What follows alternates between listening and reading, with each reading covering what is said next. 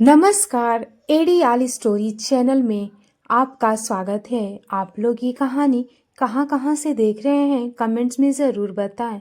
हमारी आज की कहानी है सहन शक्ति। फरवरी माह की सुहानी सुबह का समय था।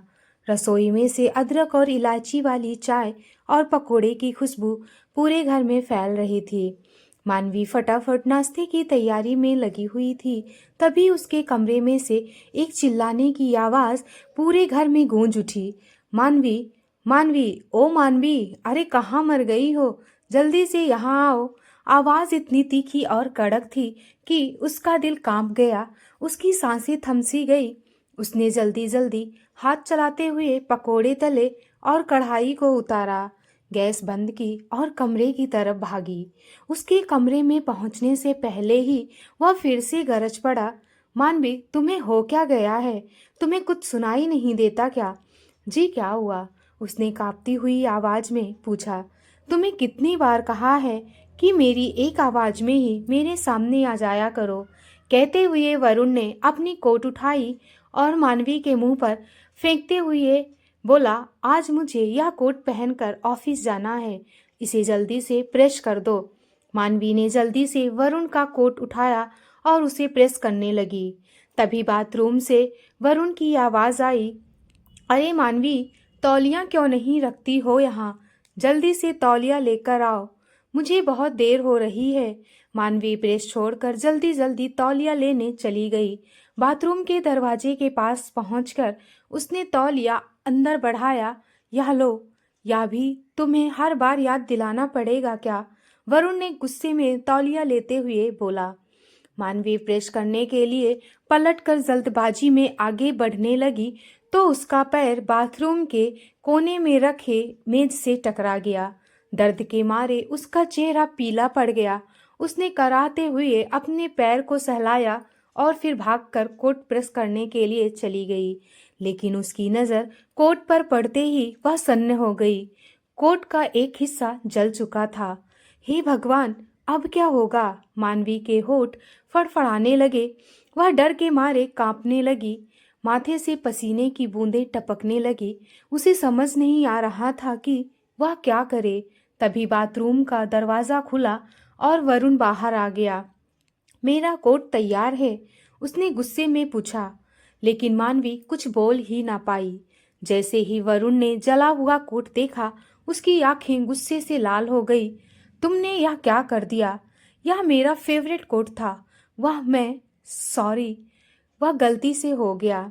मानवी जैसे ही कुछ कहने की कोशिश की तो वरुण चिल्लाने लगा, तुमसे एक काम भी ढंग से नहीं होता। तभी पास के कमरे से जीविका, वरुण की बड़ी भाभी, बड़ी शान से अंदर दाखिल हुई। अरे देवर जी, इतनी सी बात पर गुस्सा? एक कोट ही तो जला है और आपको तो पता ही है कि इस बेचारी से कोई भी काम ठीक से नहीं हो पाता है। मैं अभी आपके भैया से बोलकर आपके लिए नया कोट मंगवा देती हूँ। आप वह पहनकर ऑफिस चले जाना। वैसे एक बात कहूँ, अगर आपने मेरी बहन के साथ शादी कर ली होती तो आज यह सब दिन देखने नहीं पड़ते। जीविका ने अपनी मुस्कान को और चौड़ा करते हुए कहा। उसकी बातों के पीछे छिपा हास्य मानवी के दिल को कचोट रहा था। मानवी की आंखें अब पूरी तरह से भर चुकी थी, लेकिन किसी तरह उसने अपने आंसुओं को रोक रखा था। जीविका के जाने के बाद कमरे में एक अजीब सा सन्नाटा छा गया।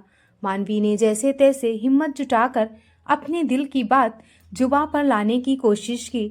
आप मुझसे इतना गुस्सा क्यों करते हैं? हाँ, मैं मानती हूँ कि मुझसे गलती हुई है, लेकिन आप मुझसे आराम से भी तो बात कर सकते थे। क्या हर बात पर चिल्लाना ही जरूरी होता है? यह सुनते ही वरुण ने मानवी की ओर घूरते हुए कहा, क्या कहा तुमने? इसमें भी मेरी गलती है? नहीं, मैं दोष नहीं दे रही, बस यह कह रही हूँ कि मानवी ने संभालते हुए कहना चाहा, पर वरुण का गुस्साया हुआ चेहरा देखकर वह चुप हो गई। अच्छा, अब तुम मुझे सिखाओगी कि मुझे किसी से कैसे बात करना है, किसी से कैसे बर्ताव करना चाहिए। गुस्साया हुआ वरुण मानवी के बाल खींचते हुए बोला, छोड़िए मुझे, कहते हुए मानवी ने बड़ी मुश्किल से उसकी पकड़ से अपनी जान बचाई। मैं भी एक इंसान हूँ। इस तरह का व्यवहार सहन करना अब मेरे बस की बात नहीं है। मानवी की आवाज़ रुआंसी हो गई। वरुण का गुस्सा सातवें आसमान पर पहुंच चुका था। अच्छा, क्या करोगी तुम? बोलो ना। कहते हुए वरुण ने एक के बाद एक जोरदार का थप्पड़ मानवी के गाल पर जड़ दिए। थप्पड़ की आवाज़ों से पूरा कमरा गूंज उठा। मानवी का सर चकराने लगा था। वह सदमे में थी। उसकी आंखों में आंसू भर आए, लेकिन वह खामोश रही। दरवाजे के पास खड़ा उसका 7 साल का बेटा हर्ष यह सब देख रहा था।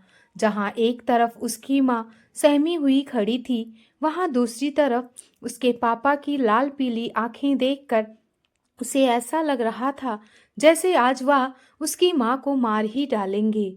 उसकी मासूम आंखों में पिता की इस हरकत से डर और दर्द भर गई थी। वह दौड़कर अपनी माँ के पास पहुंचा और उसके पैरों में लिपट गया। पापा, आप मम्मी को ऐसे क्यों मार रहे हो? हर्ष चिल्लाया। उसकी आवाज़ डर और घबराहट से कांप रही थी। वरुण हर्ष की आवाज़ सुनकर गुस्से से तमतमाते हुए बोला, अपनी माँ की तरह बहुत जुबान चलाने लगे हो तुम। लगे हाथ, आज तेरी भी अकल ठिकाने लगा देता हूँ। कहते हुए जैसे ही वरुण अपने बेटे पर हाथ उठाने लगा तो मानवी उसके आगे आ गई। नहीं, मेरे बच्चे को हाथ लगाने की कोशिश भी मत करना। मानवी ने हर्ष को अपने सीने से लगाते हुए कहा। उसकी आंखों में गुस्सा और बेबसी दोनों झलक रहे थे। इधर वरुण गुस्से से उबलते हुए मानवी को गंदी गंदी गालियां देने लगा और कुछ देर बाद एक दूसरा कोट पहनकर गुस्से में अपना बैग उठाया और दरवाजे से बाहर निकल गया। दरवाज़ा जोर से बंद करने की आवाज़ के साथ घर में एक अजीब सा सन्नाटा छा गया था।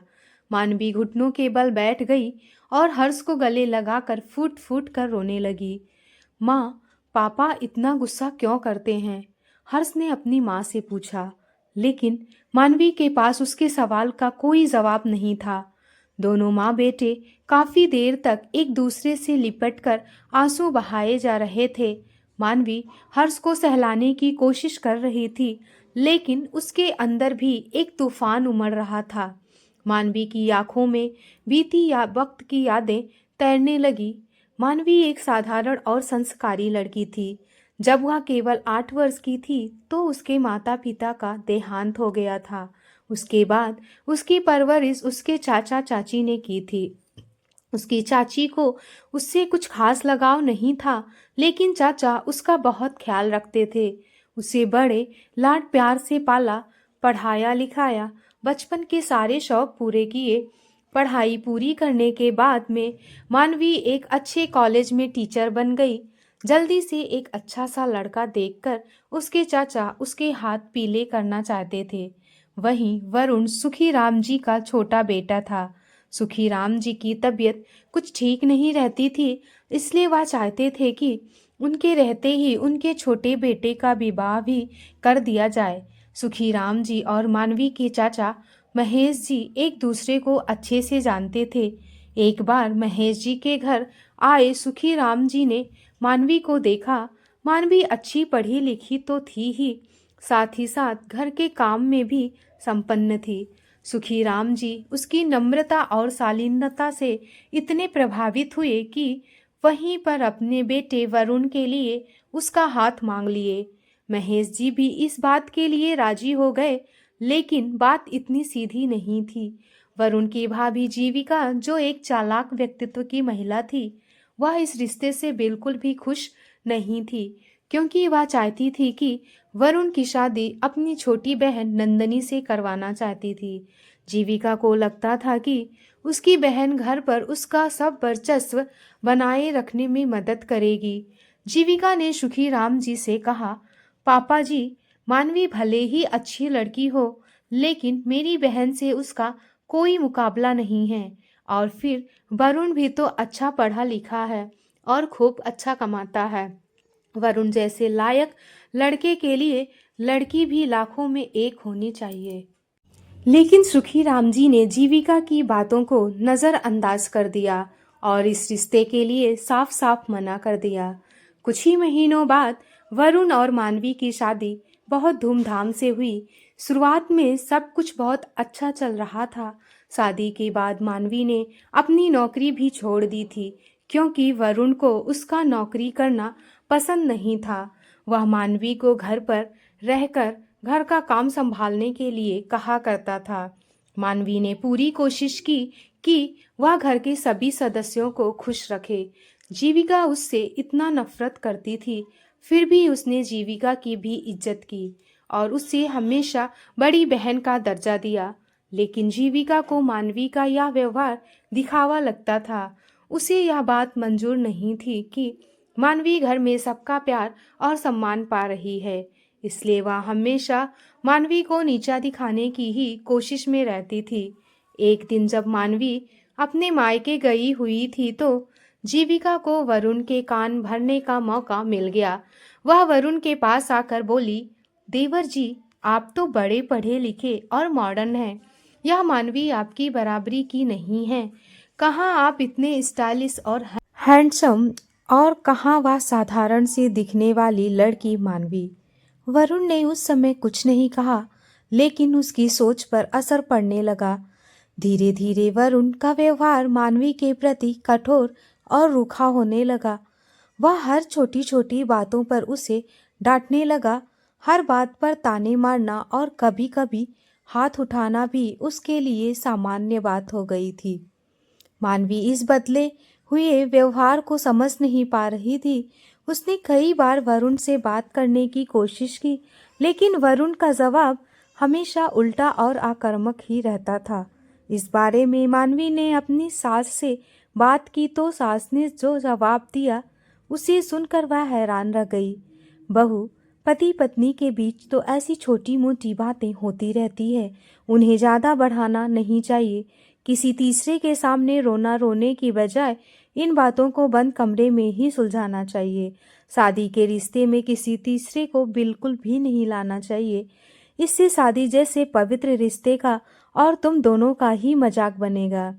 इतना कहकर उसकी सास ने अपना पल्ला झाड़ लिया था, लेकिन उसके ससुर सुखीराम जी उसकी हालत बखूबी समझ पा रहे थे।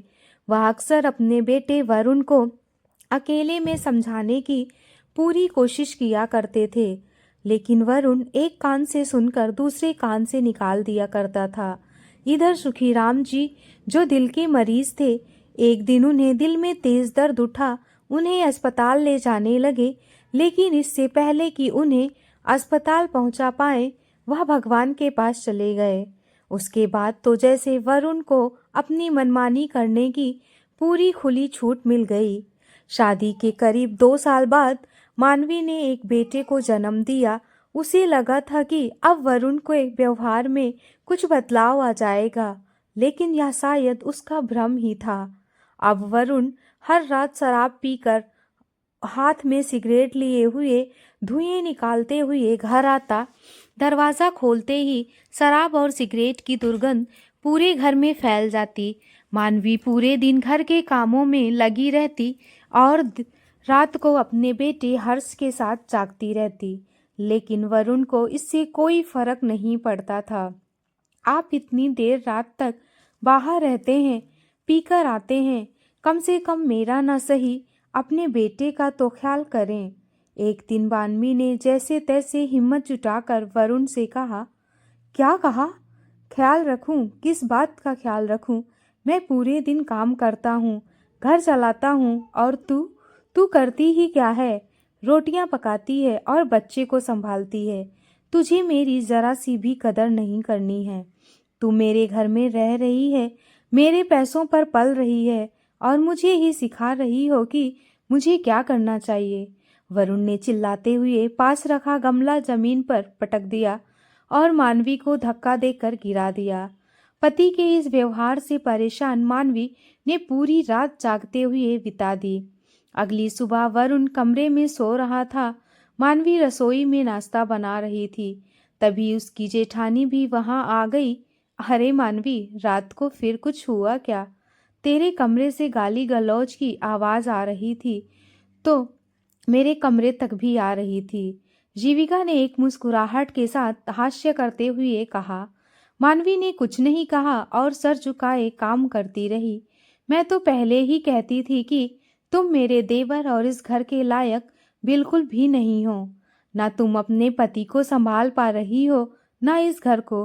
भाभी प्लीज, मैं पहले से ही बहुत परेशान हूँ। मानवी ने धीमे स्वर में कहा। परेशान? परेशान तो वरुण है, तुम्हारी वजह से।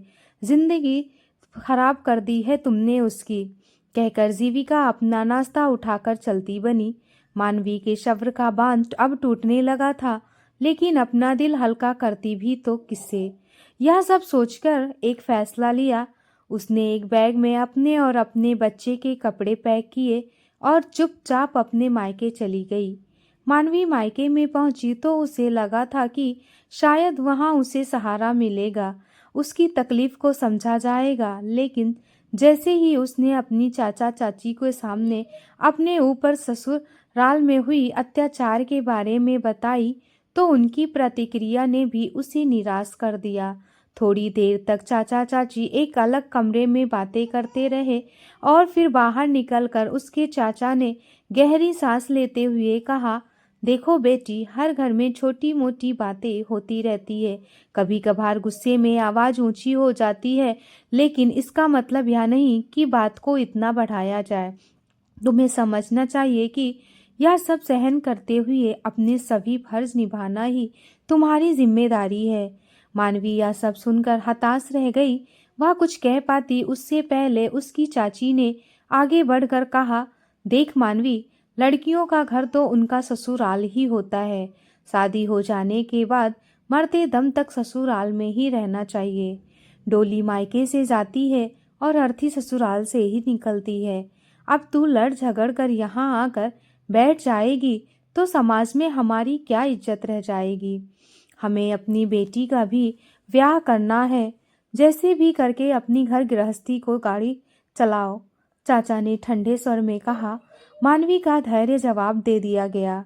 उसने कांपती हुई आवाज में कहा, चाचा, लेकिन मैं उस नर्क में वापस नहीं जाना चाहती। तो उसके चाचा ने गुस्से में कहा, बस अब और बहस मत करो, हम तुम्हारे भले के लिए ही कह रहे हैं। कल सुबह वापस अपने घर जाओ और अपनी जिम्मेदारियों को ठंडे दिमाग से निभाओगी तो सब ठीक हो जाएगा। उस रात मानवी बहुत देर तक छत पर बैठकर आसमान को घूरती रही। उसकी आंखों में आंसू थे, लेकिन अब उनमें दर्द के साथ साथ गुस्सा भी था। अगली सुबह मानवी चुपचाप अपना बैग उठाकर ससुराल वापस लौट आई। दरवाजा खोलते ही जीविका की चुपती हुई आवाज सुनाई दी, अरे आ गई महारानी जी, चाचा चाची 2 दिन भी नहीं रख पाए तुम्हें। मानवी ने कुछ नहीं कहा, क्योंकि वह जानती थी कि जीविका को जवाब देने का कोई फायदा नहीं। उसके बाद के दिन से मानवी का जीना और भी कठिन हो गया। अब वरुण और जीविका दोनों समझ गए थे कि मानवी को मायके से कोई सहारा देने वाला नहीं है। वरुण का रवैया और भी बदलता जा रहा था। वह अब और भी कठोर हो गया था। वह न केवल हर रात शराब पी कर आता, बल्कि जानबूझकर मानवी को और भी अपमानित करने के लिए परिवार के सामने उसे खरी खोटी सुनाने लगा। मानवी यह सब कुछ चुपचाप सहती रही, क्योंकि उसे कोई सहारा देने वाला नहीं था। फिर एक दिन हर्ष बीमार पड़ गया। पूरी रात बुखार में तपते बेटे के साथ मानवी जागती रही। उसने वरुण को कई बार उठाने की कोशिश की, लेकिन उसने झुंझलाते हुए कहा, मुझे सोने दो, वैसे भी यह सब तेरा काम है, मेरा नहीं। अगली सुबह जब मानवी ने अपने बेटे को डॉक्टर को दिखाने की बात कही, तो वरुण ने स्पष्ट सा जवाब देते हुए कहा, डॉक्टर के पास जाना है तो ऑटो करके चली जाओ, मेरे पास इन सब फालतू कामों के लिए समय नहीं है। मानवी अंदर तक टूट चुकी थी। वह घुटनों के बल बैठकर अपने बच्चे का हाथ अपने हाथ में लिए हुए फूट फूट कर रोए जा रही थी। अगली सुबह उसने डॉक्टर के पास जाकर हर्ष का इलाज कराया। अपनी इसी जिंदगी को ही वह अपनी नियति मान बैठी थी और इसी तरह से समय बीतते जा रहा था। परंतु आज जब पेट पालने की बात पर वरुण हैवानियत पर उतर आया था और मानवी के साथ जिस तरीके से उसने मारपीट की, उसे देखकर उसका बेटा हर्ष बुरी तरह से सहम गया था। माँ के साथ चिपका हुआ वह डर के मारे बस कांपता जा रहा था। हर्ष की हालत देखकर मानवी सोचने लगी कि आखिर खुद को और अपने बच्चे को इस नर्क जैसी जिंदगी से कैसे छुटकारा दिलाऊं। थोड़ी देर में उसने अपना फ़ोन उठाया और जिस कॉलेज में अध्यापका थी वहाँ के फ्रेंड के ग्रुप पर हो रही बातचीत को पढ़ने लगी। हर साल उसकी कॉलेज की सहेलियाँ एक गेट टुगेदर पार्टी अरेंज करती थी। आज भी इस विषय में ही बातचीत चल रही थी। हमेशा उस पार्टी में जाने के लिए मानवी का बुलावा आता था, लेकिन हर बार वरुण के डर से मना कर देती थी। इस बार उसने खुद को रोकने की कोशिश नहीं की। 2 दिन बाद गेट टुगेदर का दिन था और वरुण के जाने के बाद मानवी भी तैयार हो गई और हर्ष को साथ लेकर घर से निकल पड़ी। वहां पहुंचकर सहेलियों से मिलने पर उसके चेहरे पर एक बड़ी सी मुस्कान आई। उसकी बेस्ट फ्रेंड सुहानी उससे मिली तो देखते ही बोली, मानवी यह तुम हो? तुम्हें हो क्या गया है? कभी कभी कॉलेज की ब्यूटी क्वीन कहलाती थी तुम, अब तो चेहरे से रौनक ही गायब है। पहले तो मानवी ने बात टालने की कोशिश की, लेकिन इस दौरान सुहानी की नज़र उसकी गर्दन और हाथ पर पड़ी। अरे मानवी, यह निशान कैसे हैं? सुहानी ने पूछा तो मानवी सहम गई, लेकिन सहेलियों के बार बार पूछने पर उसकी आंखों से आंसू छलकने लगे। उसने अपनी सारी कहानी बयां कर दी, किस तरह वह पिछले कई सालों से वरुण के अत्याचार को सह रही है। यह सुनकर सुहानी की आंखों में भी आंसू आ गए। कुछ देर तक वह कुछ बोल ही ना पाई, फिर रूढ़े स्वर में बोली, मानवी क्या तुम्हें नहीं लगता कि तुम अपने साथ साथ अपने बेटे की भी जिंदगी बर्बाद कर रही हो? तुम्हारी सबसे बड़ी गलती यह थी कि तुमने अपने हिटलर पति का फरमान मानकर नौकरी छोड़ दी। अरे तुम आज के ज़माने की लड़की हो, पढ़ी लिखी होशियार हो, फिर कैसे इतना अन्याय सहन कर सकती हो? सुहानी की बातें सुनकर मानवी चुप थी, लेकिन उसकी एक एक बात सीधा उसके दिमाग पर जोर डाल रही थी। जहां बाकी सब लोग नाच गा रहे थे, वहीं सुहानी और मानवी अपनी ही बातों में व्यस्त थे। घर लौटते समय सुहानी ने उसे अपनी गाड़ी से छोड़ दिया, लेकिन जाते जाते उसे इतना अवश्य कह गई कि किसी भी समय ज़रूरत हो तो मुझे याद करना। घर लौटते समय मानवी के दिमाग में कुछ हलचल सी थी। वह घर पहुंची तो यह देखकर उसने राहत की सांस ली कि वरुण अभी तक घर नहीं आया था। कहीं उसे पता चल जाता तो मानवी की खैर नहीं थी। अगली सुबह हर्ष को स्कूल भेजने के बाद मानवी वरुण के लिए नाश्ता बनाने में जुट गई। तभी वरुण कमरे से बाहर जाकर नाश्ता करने जा ही रहा था कि अचानक उसकी भाभी जीविका कमरे में आ गई। अरे देवर जी, अपनी पत्नी को जरा काबू में कीजिए। कल पूरे दिन कहाँ गायब थी महारानी जी? मुझे तो कुछ समझ नहीं आया, ना जाने कहाँ गुलछर्रे उड़ाने गई थी। घर का सारा काम बिखरा पड़ा था, सब काम मुझे ही करना पड़ा। महारानी जी को इतनी छूट भी देनी अच्छी नहीं है। लेकिन देवर जी, आप उस पर गुस्सा मत कीजिएगा। मैं तो बस आपको बता रही थी कि आपके पीठ पीछे क्या हो रहा है।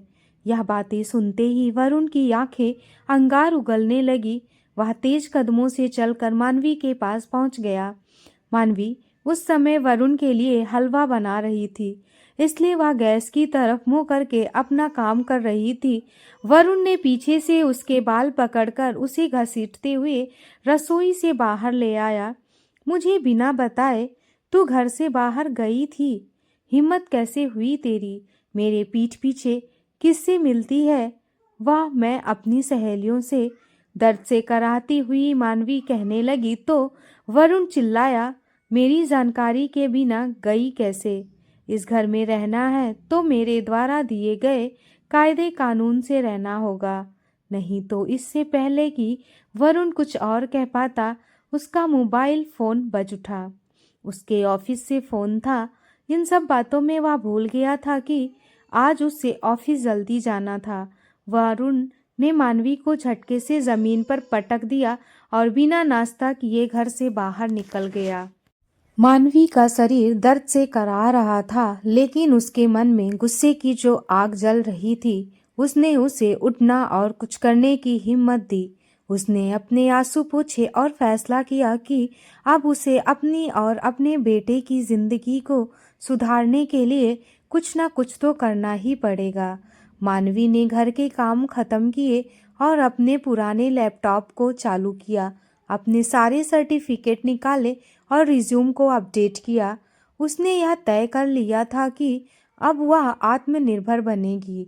उसने शहर के हर कॉलेज और स्कूल की वेबसाइट पर जाकर नौकरी के लिए अर्जी लगाई, लेकिन जहां भी देखा वहां एक्सपीरियंस्ड टीचर्स की मांग थी। लेकिन उसके पास तो एक्सपीरियंस था ही नहीं, बल्कि अब तो 10 वर्षों का लंबा अंतराल भी हो चुका था। फिर भी उसने हार नहीं मानी और कई जगहों पर ईमेल और आवेदन भेजे। शाम के समय मानवी लैपटॉप पर नजरें गड़ाए नौकरी के किसी संभावित समाचार का इंतजार कर रही थी। तभी दरवाजे पर तेज आवाज हुई। मानवी ने चौंक कर दरवाजा खोला तो सामने वरुण खड़ा था। उसके हाथ में एक लिफाफा था। मानवी ने लिफाफा लिया और अंदर जाकर उसे खोल उन कागजों में लिखा हर एक शब्द जैसे किसी हथौड़े की तरह उसकी अंतरात्मा पर वार कर रहा था। तलाक, मानवी ने कांपते हुए कहा। हाँ, वरुण ने ठंडे लहजे में जवाब दिया, और यह भी कहा कि हर्ष मेरे पास रहेगा क्योंकि तुम एक बेरोजगार हो, तुम्हारे पास कोई काम धंधा नहीं है, इसलिए उसकी देखभाल करने के काबिल नहीं हो। मानवी ने कागजों को देखा, फिर उस मासूम से हर्ष के चेहरे पर उसकी नजर पड़ी। उसकी आंखों में आंसू भर आए। एक दिल तो किया कि जोर जोर से रो पड़े, लेकिन उसने खुद को कमजोर नहीं पड़ने दिया। अगर वह आज हार गई तो हर्ष का भविष्य भी बर्बाद हो जाएगा। नहीं, कुछ तो करना होगा। उसने संयम से काम लिया और रात भर सोचती रही कि उसे क्या करना चाहिए। अगली सुबह उसने सुहानी को फोन किया। सुहानी, मैं अब इस घर में नहीं रह सकती। मानवी की आवाज कांप रही थी। क्या हुआ मानवी? सुहानी की आवाज में चिंता झलक रही थी। वरुण मुझे तलाक देने के बारे में सोच रहा है और वह हर्ष को मुझसे दूर करना चाहता है। मैं अपने बच्चे से अलग होकर जी नहीं पाऊंगी। मुझे तेरी मदद चाहिए। हो सके तो मेरे लिए किराए पर एक छोटा सा घर ढूंढ दो। तो सुहानी ने तुरंत जवाब दिया, तुम चिंता मत करो, और किराए का घर ढूंढने की क्या ज़रूरत है। तुम मेरे साथ हमारे घर पर रह सकती हो। नहीं सुहानी, पहले ही मेरे ससुराल वाले मुझ पर उंगली उठाने में देर नहीं करते। अगर मैं तुम्हारे घर पर आई तो मेरे चरित्र पर और भी कीचड़ उछालते हुए वह लोग इस बात को कोर्ट में मेरे खिलाफ इस्तेमाल करेंगे। कोई बात नहीं मानवी, मैं तुम्हारे लिए किराए का घर खोजती हूँ, और कोई फिक्र मत करना। यह समय है जब तुम्हें खुद को साबित करना है, और मैं तुम्हारे साथ हूँ। सुहानी ने उसी दिन अपने घर के पास ही एक छोटा सा घर ढूंढ दिया। मानवी ने अपना और अपने बेटे के कपड़े पैक किए, खुद तैयार हुई और हर्ष को भी तैयार किया। साथ ही साथ अपने पास इकट्ठा किए हुए कुछ पैसे लिए और मौका देखकर चुपचाप घर से निकल गई। शाम को वरुण घर लौटा तो हमेशा की तरह उसने मानवी को आवाज लगाई, मानवी, पानी लाओ जल्दी से। लेकिन घर में हर तरफ सन्नाटा था। किचन में झांक कर देखा तो वहां भी कोई नहीं था। उसने कमरे में भी जाकर देखा तो वहां भी खाली था। तभी अपने कमरे में उसकी नज़र टेबल पर रखी एक लिफाफे पर पड़ी। उसने उस लिफाफे को खोला और अंदर से मानवी का लिखा हुआ पत्र निकाला। पत्र में लिखा था, वरुण, मैंने तुम्हारे साथ बहुत साल बिता दिए। हर ताने हर दर्द को सहती रही, लेकिन अब मैं और नहीं सह सकती। तुमने हमेशा मुझे कमज़ोर समझा, लेकिन अब मैं अपने बेटे के साथ एक नई जिंदगी शुरू करने जा रही हूँ। तुम्हें जो करना है करो, पर अब मैं तुम्हारे साथ नहीं रहूंगी। मानवी। पढ़कर वरुण का शरीर गुस्से से कांपने लगा। वह बौखलाकर सोफे पर बैठ गया। उसने तो मानवी को धमकाने के लिए तलाक के कागज तैयार करवाए थे, लेकिन अब उसका दांव उस पर ही भारी पड़ चुका था। काफी देर वरुण इसी सोच विचार में डूबा रहा, लेकिन घर के सभी सदस्य खाना खाकर सोने जा चुके थे। देर रात वरुण को भूख लगी तो उसने रसोई में जाकर देखा।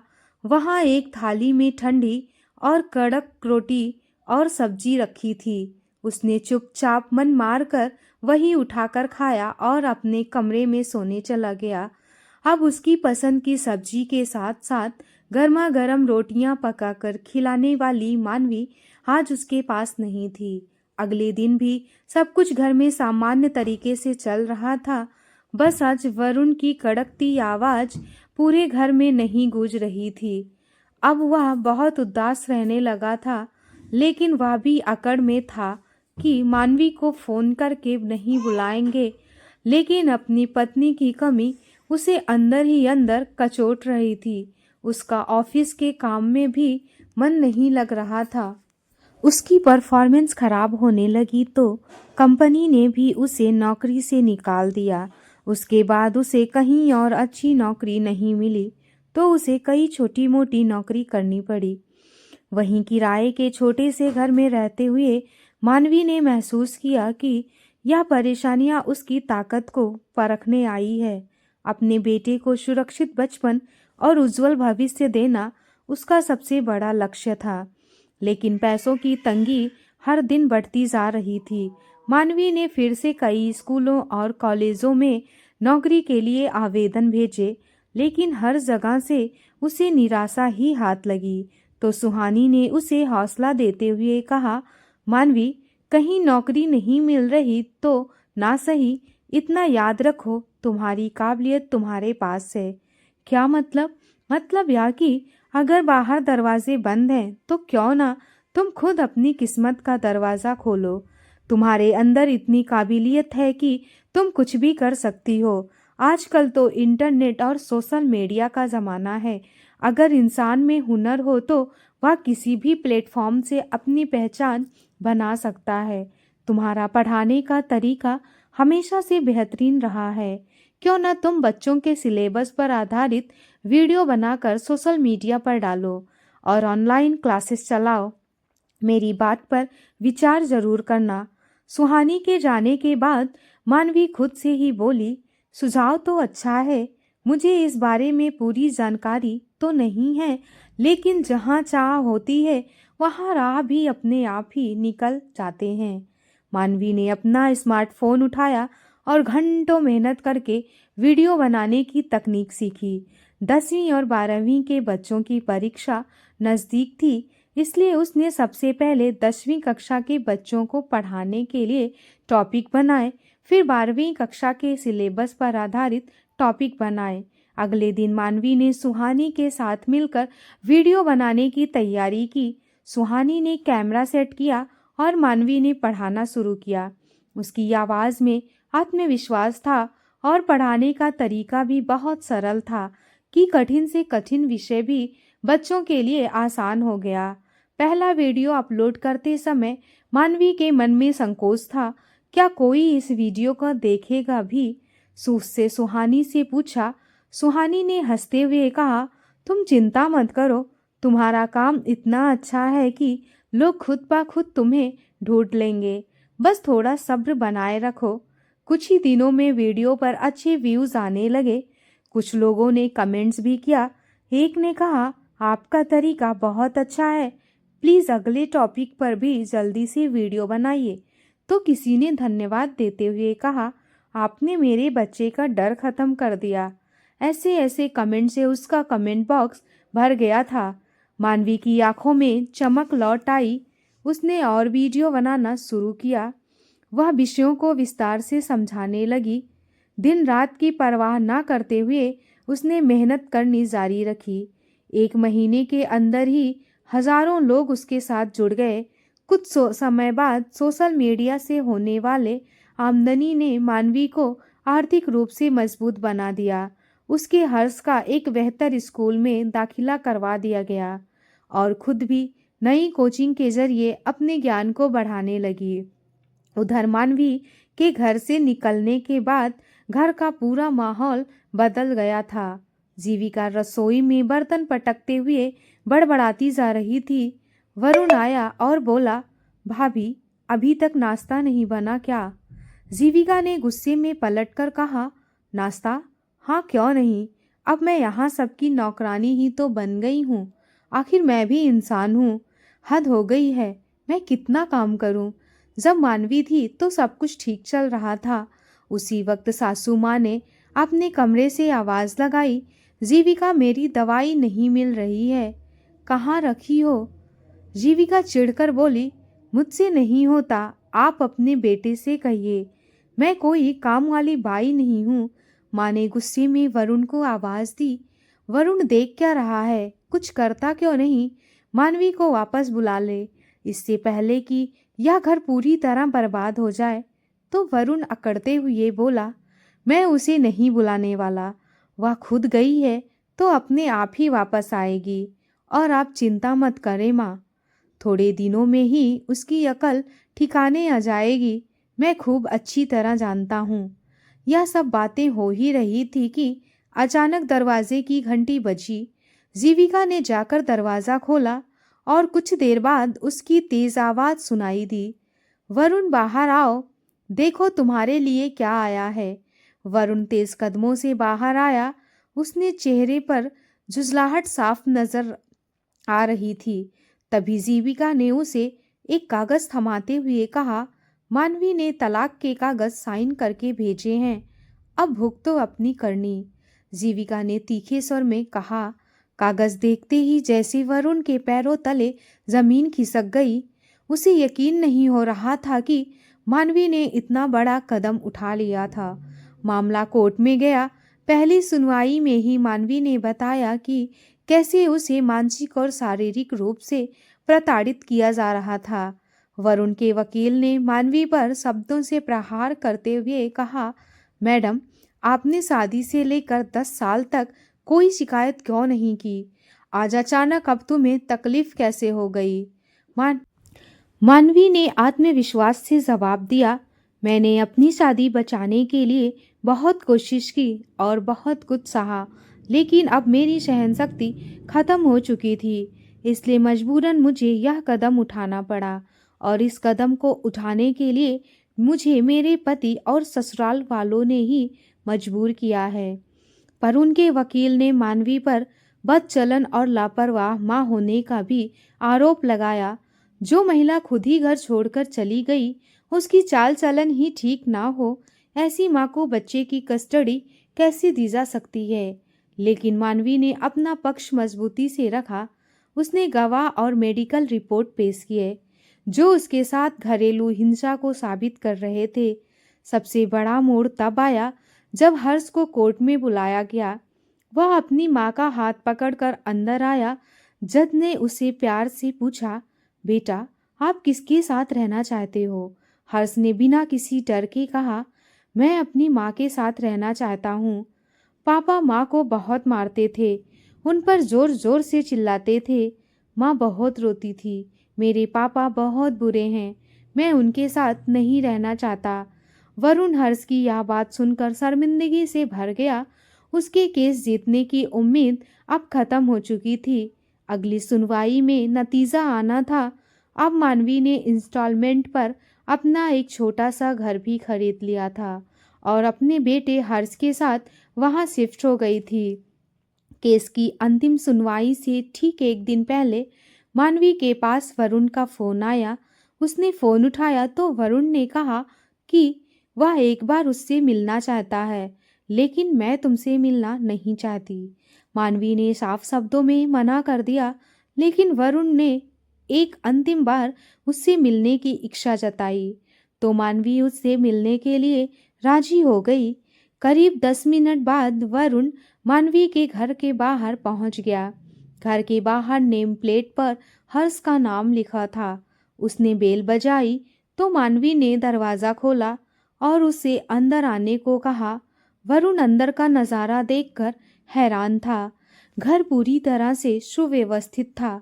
घर में सभी तरह की सुख सुविधा का सामान था। क्या बात करनी थी?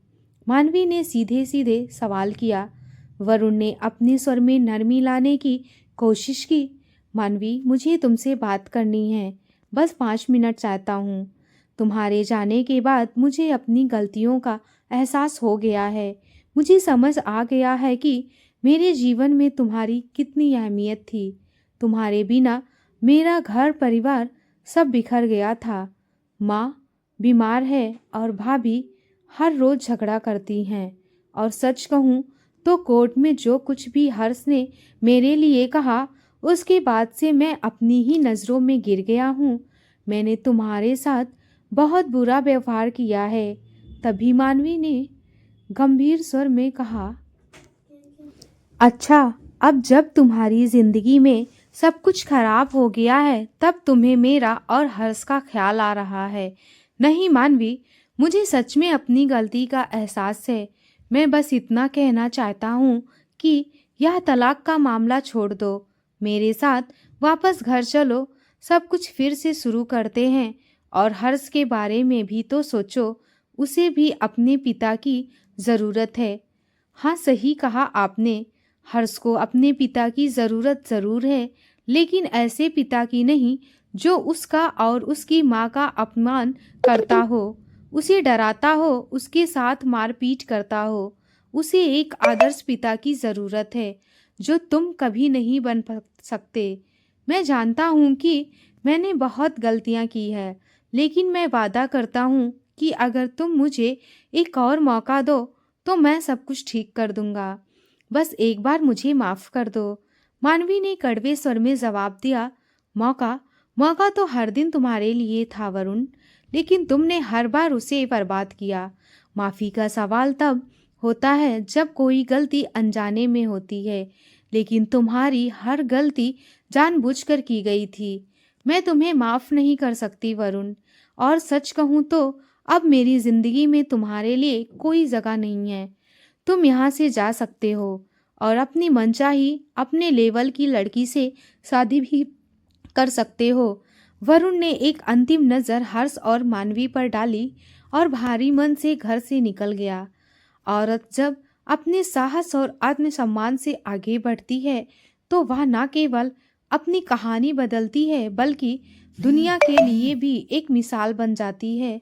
मानवी ने भी साबित कर दिया था कि हर इंसान को अपनी ज़िंदगी जीने का पूरा हक है। जब बात इज्जत पर आ जाए तो औरत अपना सब कुछ छोड़ सकती है। आत्मसम्मान की खोज में जाना ही खुद को पहचाना जाता है। दोस्तों, औरत की ये कहानी आपको कैसी लगी? लाइक और कमेंट्स करके ज़रूर बताएं। कहानी अच्छी लगे तो चैनल को सब्सक्राइब ज़रूर करें। आइए मिलते हैं एक और नई कहानी के साथ। बहुत बहुत धन्यवाद।